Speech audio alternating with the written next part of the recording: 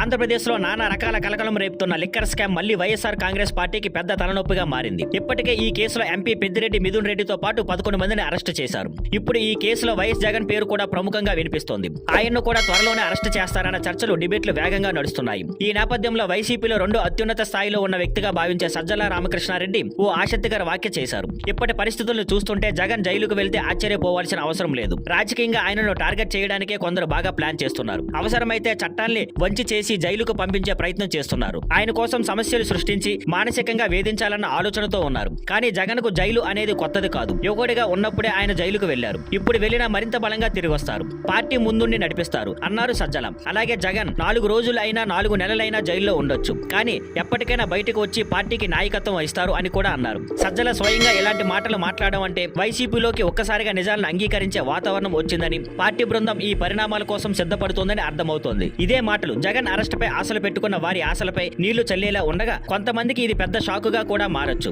YCP top leadership ఈ arrest అంశాన్ని నిజంగా ఎదుర్కొనబోతున్నట్లు ఇప్పుడు స్పష్టమవుతోంది. Thank you for watching. Please like, share and subscribe.